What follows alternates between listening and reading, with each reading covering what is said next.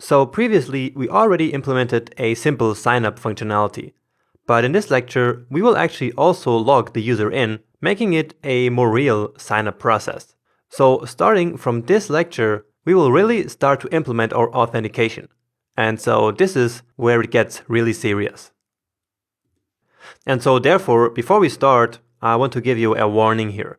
So authentication is very hard to get right. And many tutorials out there that you're going to find when you search for authentication with like Node.js and Express, many of these make many serious mistakes and oversimplify things that should not be simplified. Alright, this is not to say that all tutorials out there are bad, alright, or that they're useless or something, but I really spent weeks researching all the best practices and refining and improving my code to make this authentication section that we're going to start implementing now as good as possible for a beginner like you, alright? And that is because we need to be really and extra careful when writing this part of the application.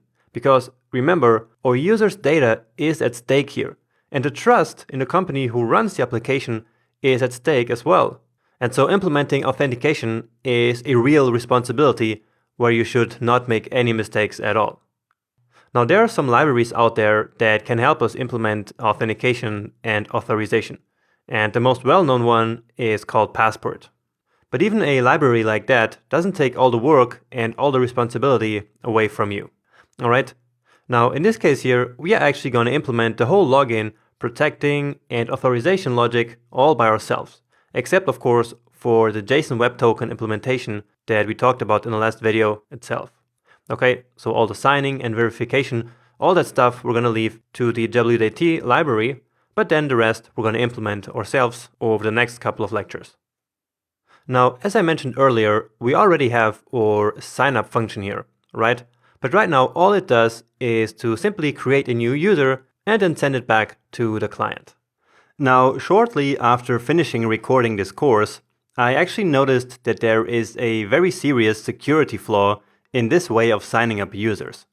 So basically the problem is that right now we create a new user using all the data that is coming in with the body, right?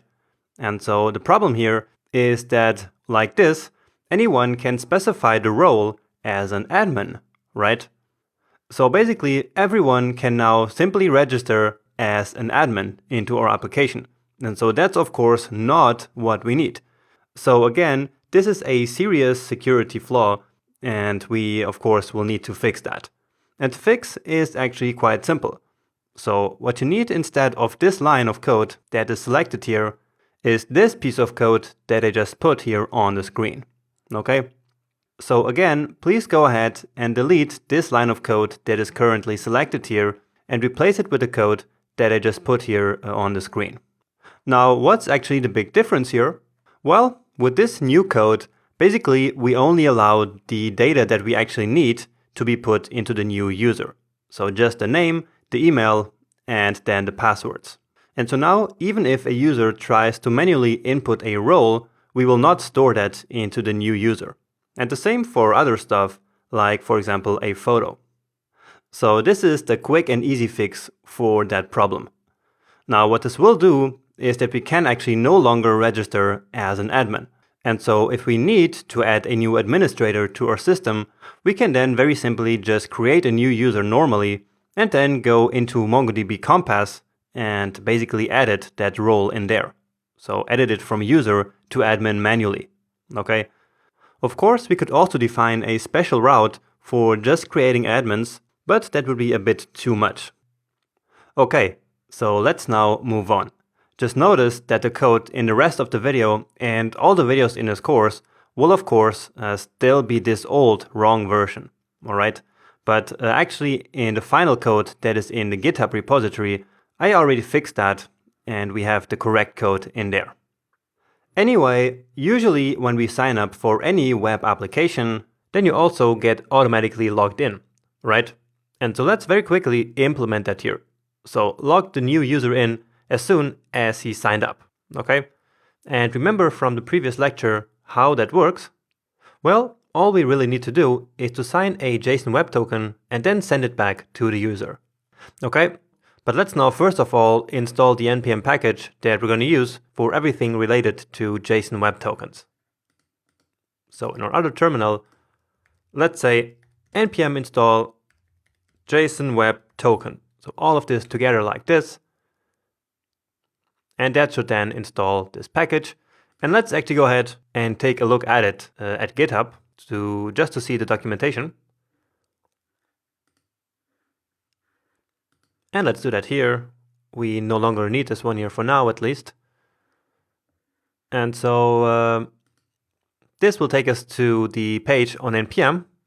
And so you see how popular this package actually is. So we have 2.3 million weekly downloads.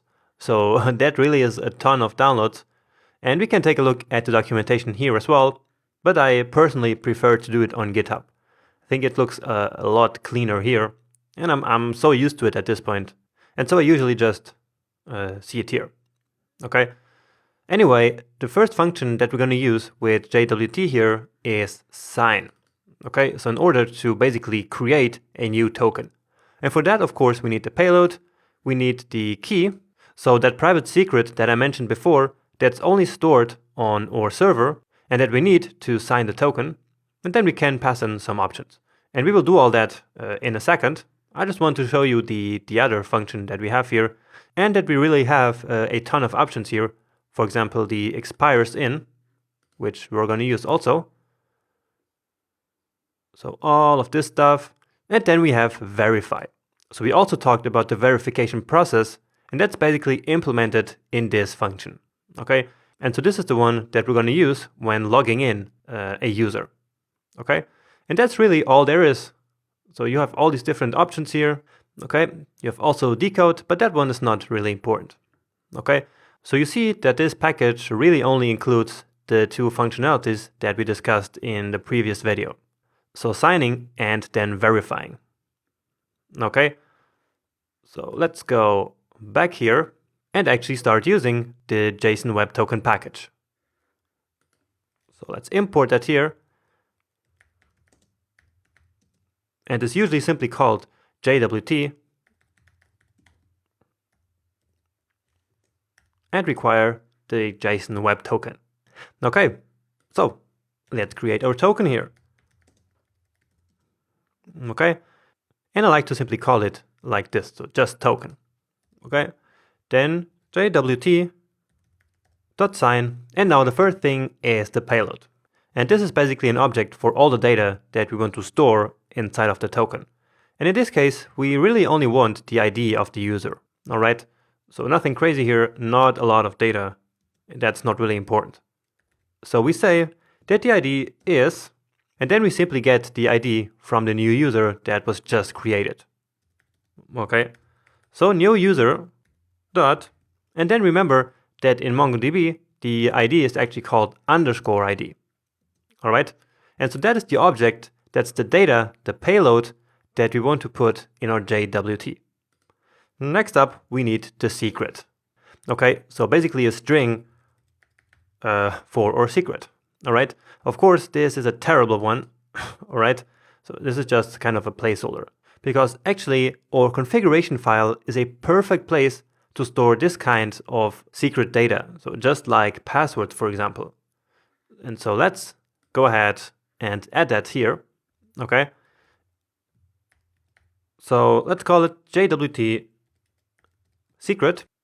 And of course, the name that we give here doesn't really matter. But what does matter is the secret that we specify here. All right.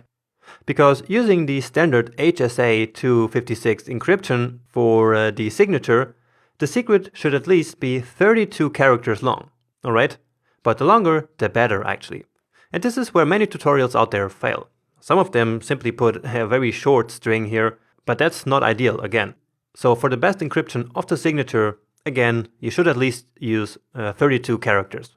So I'm going to create my secret here now, but you should really use another one, okay? Please don't use the same one as I am doing, because that could become a security issue for your application, okay? Always use a unique secret for your applications and never the same, all right? And especially not the one from someone else. So definitely not the one that I'm typing now.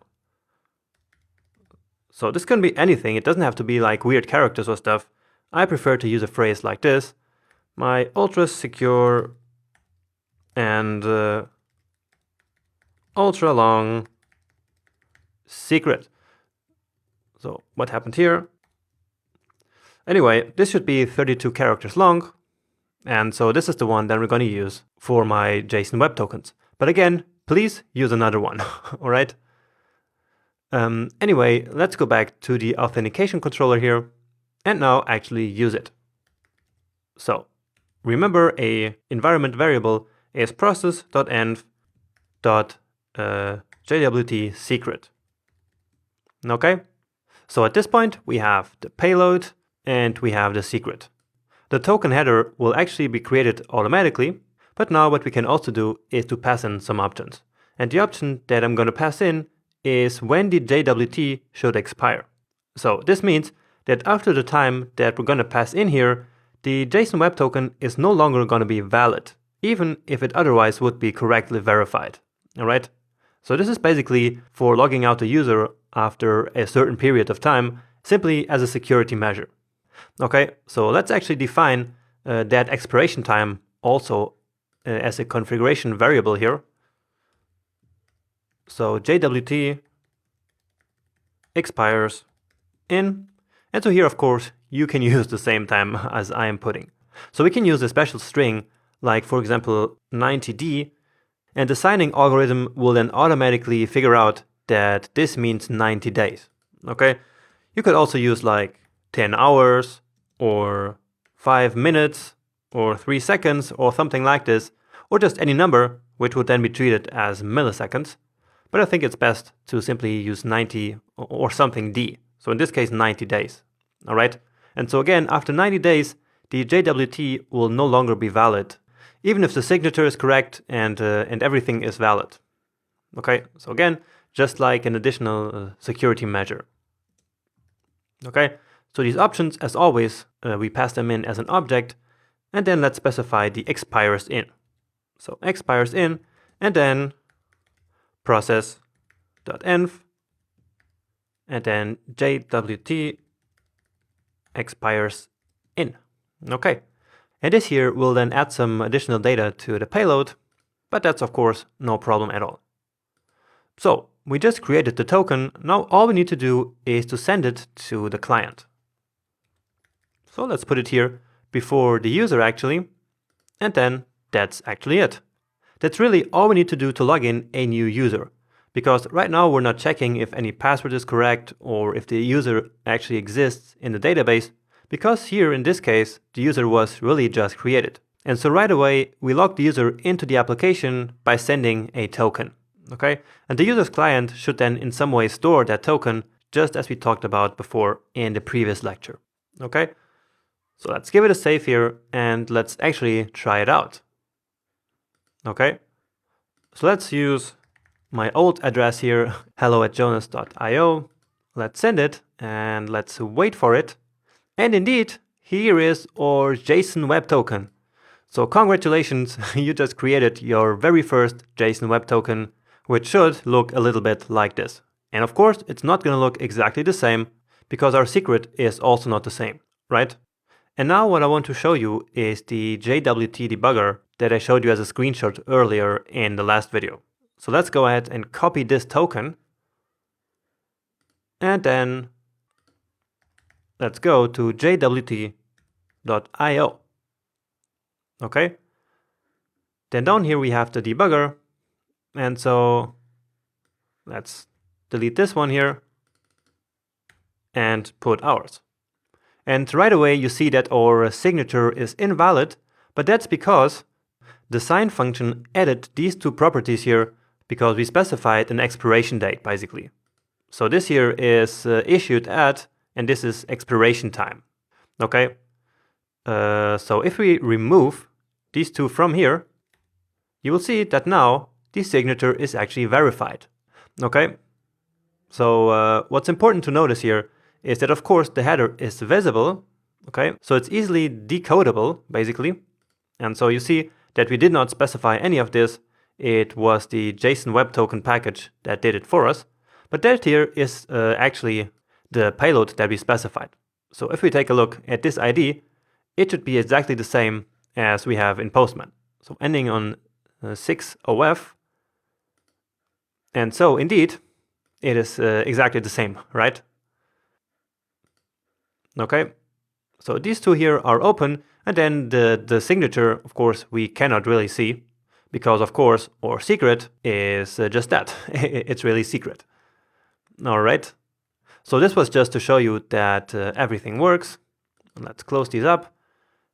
And yeah, we're now able to log users in, but only if the user just signed up, because in that case, we do not need to verify the email in the database and also not the password. Okay, so doing all that is a way more complex process.